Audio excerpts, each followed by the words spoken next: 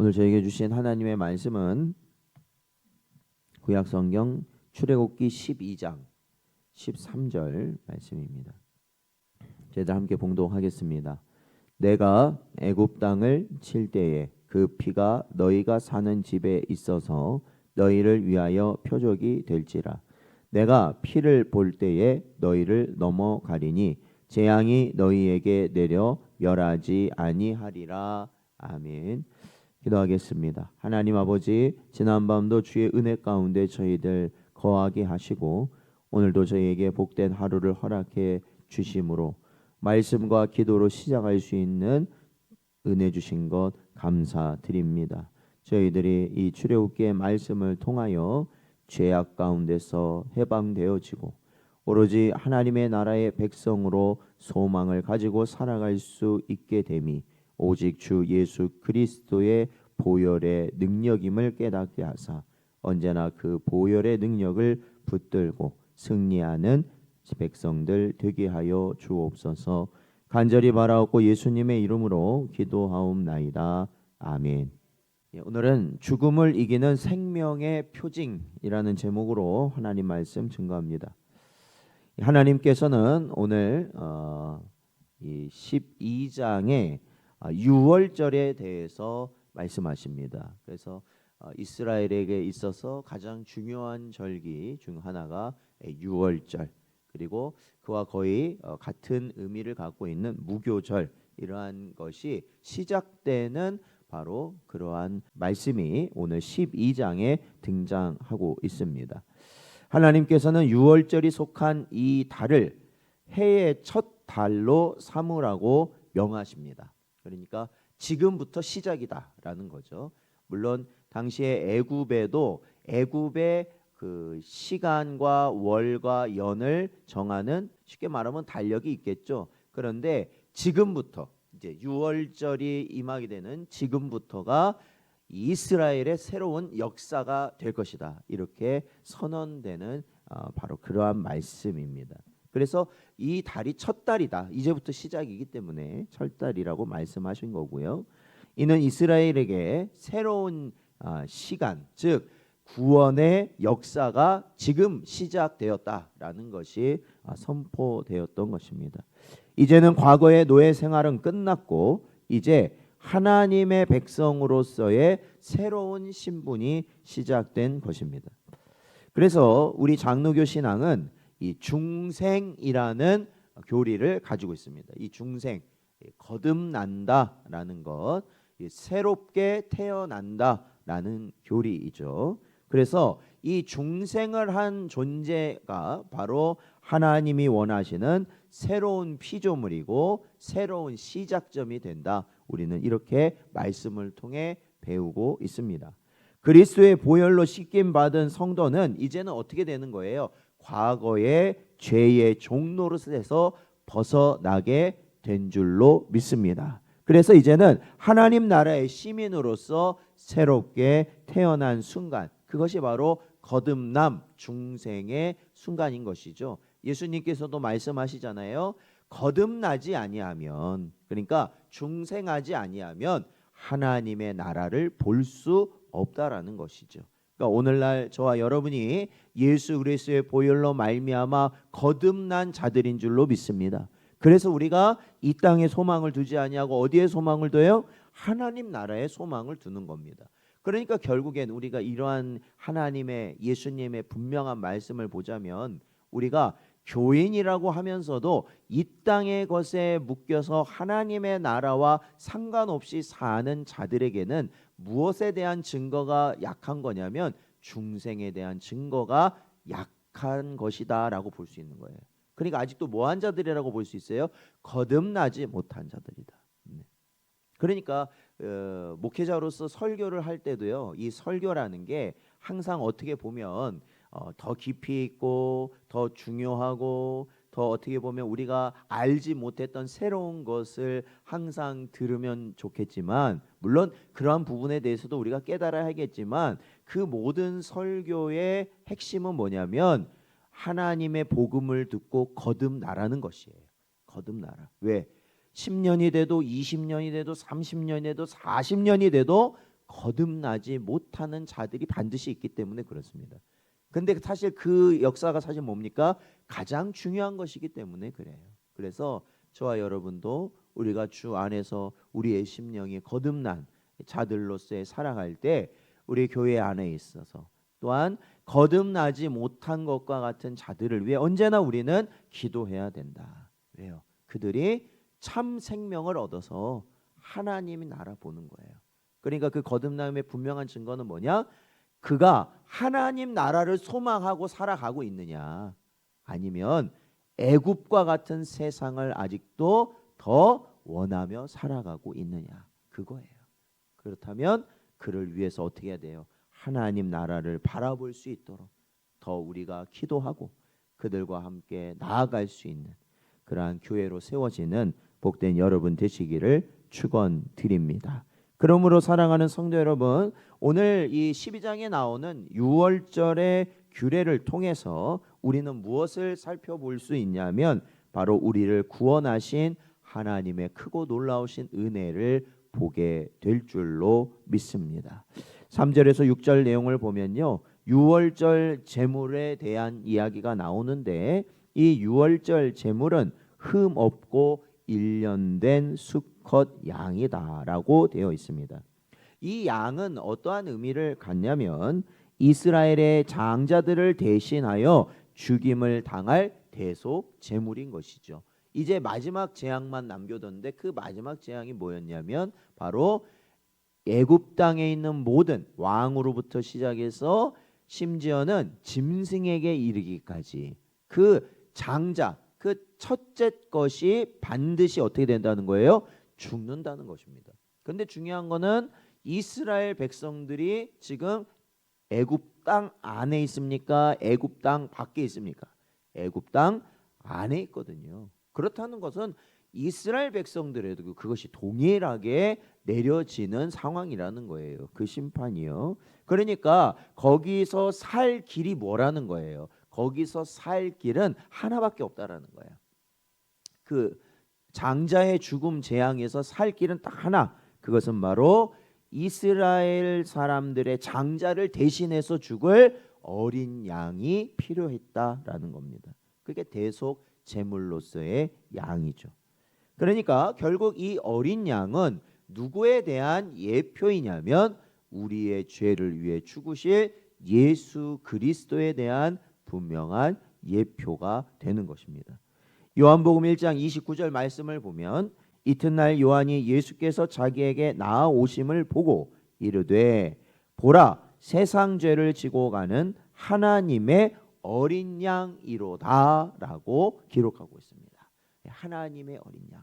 근데 뭘 지고 가요? 세상 죄를 지고 가는 주님이시다라는 것이죠.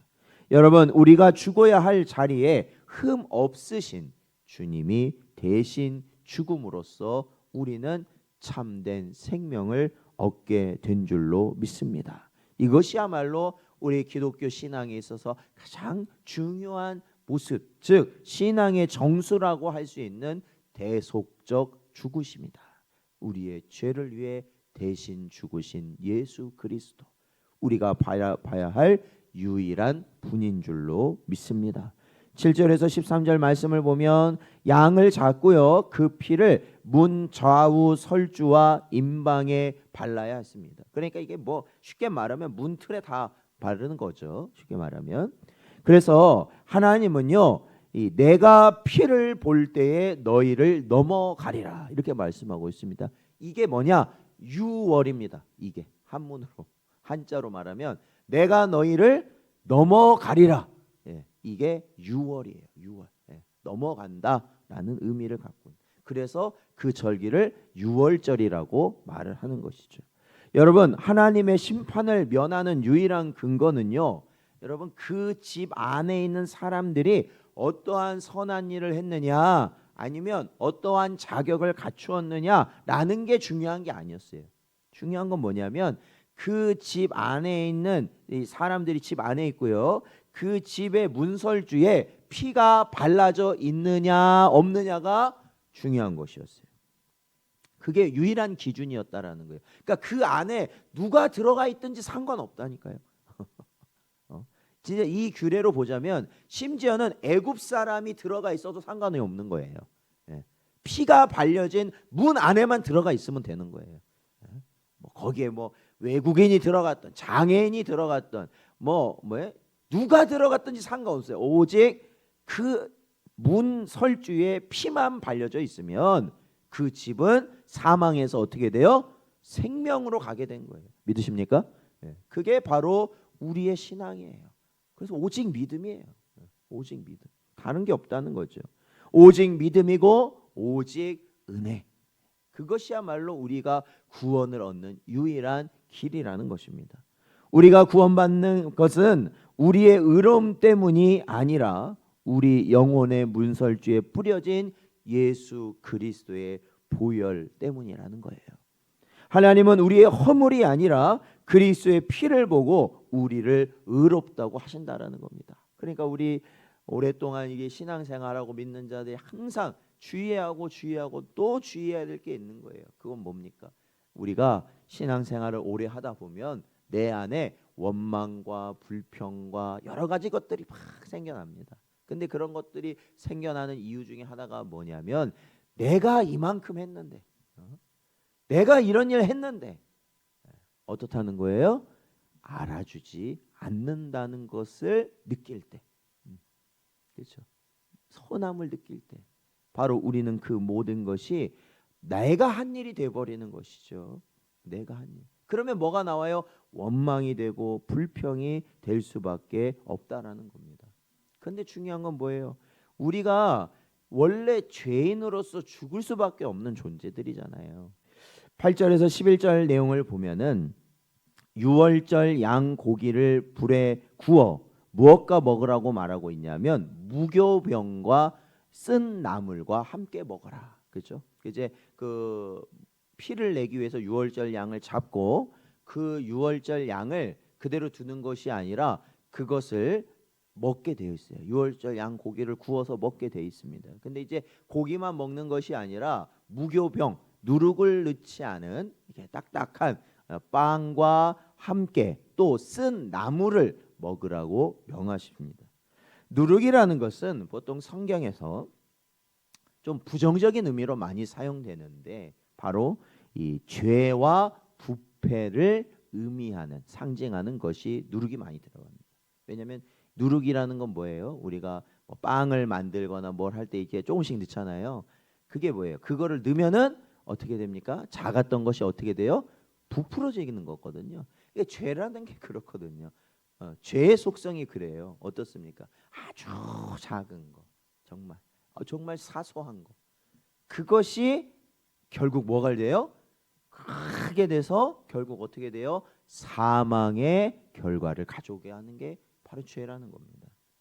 그래서 결국에는 무엇을 제하고 먹어라? 누룩을 제하고 먹어라 말씀하시고 쓴 나물을 또 먹으라는 것인데 이 쓴 나물이라는 것은 그렇죠? 쓴 나물 먹으면 맛이 어떤 맛이 나겠어요?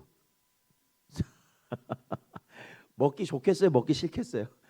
먹기 싫죠. 그런데도 그거를 먹으면서 뭐예요?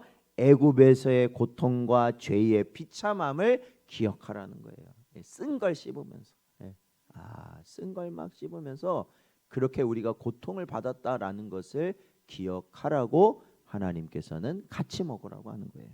그러니까 결국 구원받은 성도는 죄의 누룩을 제거하는 성화의 길을 가야 되는 거예요. 죄가 계속해서 쌓여 있는 게 아니에요. 그렇죠? 언제나 죄의 모습을 반복적으로 짓는 것이 아닙니다.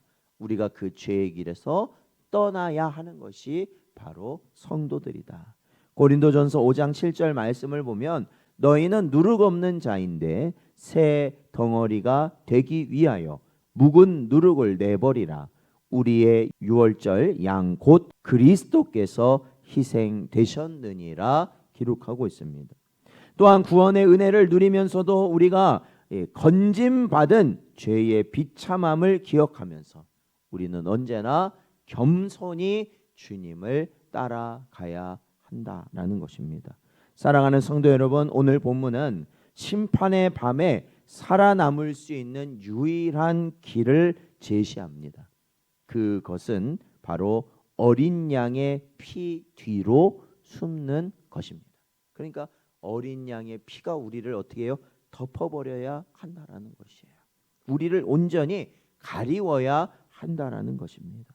아무리 도덕적이고 아무리 종교적으로 열심을 낸다 하더라도 예수 그리스도의 피가 없으면 죽음의 재앙을 피할 수 없습니다. 사랑하는 성도 여러분, 여러분의 심령과 가정에는 예수 그리스도의 표징이 나타나고 있는가? 우리는 이 세상에 나타나는 그러한 우리의 선행이나 우리의 공로나 그런 것이 아니라 오로지 예수 그리스도의 보혈이 나타나고 있는가? 우리는 그것을 기억해야죠. 왜냐하면 재앙은 이미 가까워져 왔고 마지막 심판은 우리에게 시시각각 다가오는데 우리에게 예수 그리스도의 보혈이 없다면 우리는 살아남을 수가 없기 때문에 그렇습니다. 우리는 다 멸망해 버릴 거예요. 오늘 이 새벽 그 보혈의 능력을 다시 한번 의지하는 여러분 되시기 바랍니다. 예수 피를 힘입어 담대히 보좌 앞에 나아가며 죄의 누룩을 버리고 거룩한 백성으로 세상 속에 나아가는 복된 여러분 되시기를 주의 이름으로 축원드립니다.